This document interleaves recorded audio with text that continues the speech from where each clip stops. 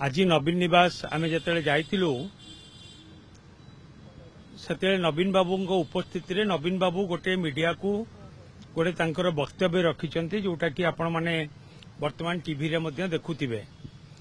नवीन बाबू वक्तव्य बा वार्ता या थिला कि बिजु जनता दलर नेतृवृंद माने जेहेतु आमर एते बड़ पार्टी ऑफिस शंख भवन रही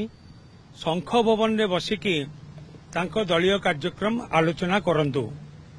द्वितीय कथा थिला कि प्रभात त्रिपाठी विषय रे से कही कि प्रभात त्रिपाठी बिजु जनता दलरू एक्सपेल होइचंती जहाँ को ऊपर चिटफंड रो आलिगेशन थिला एवं से आम दल रे नाहंती। तृतीय कथा होची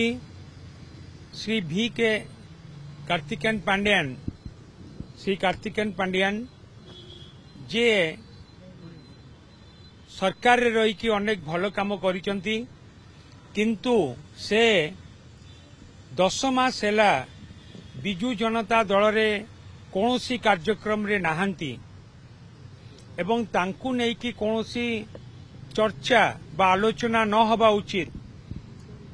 कार्तिक पांड्यान 10 मास हेलानी दल रे नाहंती एवं दलीय कार्यर कौनसी दलीय कार्य सहित संपृक्ति तांकर नाही तेणुकर तांकु नै कि कौनसी प्रकार आउ चर्चा न हवा उचित। ये थिला हमर प्रिय नेता पूर्वतन मुख्यमंत्री बिजु जनता दल राज्य सभापति श्री नवीन पट्टनायक आज तांकर वार्ता एवं मु भाबुची कि ए वार्ता निश्चित भाव में सारा ओडिशार बिजु जनता दलर प्रत्येकटी कर्मी पाखरे पहुंचबो एवं बिजु जनता दल को आगामी दिन में आम आहुरी मजबूत करी गढ़ी तोलिबा पई समस्ते आम एकाठी मिसिकी काम करिबा। ओडिशार लोकंक पई जो आवश्यकता रही ओडिशा लोकंकर जो समस्या रही आज बीजेपी सरकार रे आईन श्रृंखला परिस्थिति हो बा जो विकासमूलक काम हो बा रंग परिवर्तन कथा हो बा जो टंका व्यवस्था करी जाइतिले नवीन बाबू ताकू केवल खर्च करिवार व्यवस्था हो बा 10 मास भितर जेपरी भाव में आज बीजेपी सरकार ऋण करिछि एवं जो आईन श्रृंखला परिस्थिति जेपरी भाव में विपर्यस्त होइछि एवं ता सहित जोपरी भाव में दर दाम वृद्धि होइछि ए सबु कथा को नेकी आमे समस्ते लोकंक पाखकु जिबा लोकंक पई लड़ाई करिबा एवं बिजु जनता दल सबु बेले ओडिशार स्वार्थ पई लड़ाई करि आछि एवं बिजु जनता दल लोकंक स्वार्थ पई सबु बेले लड़ाई करछि ओडिशार स्वार्थ पई लड़ाई करछि। हमर ए लड़ाई आगामी दिन रे जारी रहिबो। आपण अपेक्षा करंतु ए सबु संपर्क रे आमे सचेतन अछु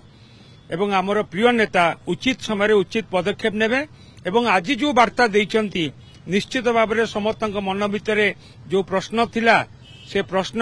निश्चित भाव में दूरेइबो क्लियर हबो एवं आमे समस्त आगामी दिन में ओडिशार स्वार्थ पई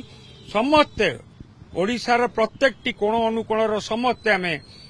ओडिशार स्वार्थ पई ओडिशार लोकंक स्वार्थ पई आमे हाथ को हाथ मिसेई नवीन पट्टनायक नेतृत्व रे आमे काम करिबा।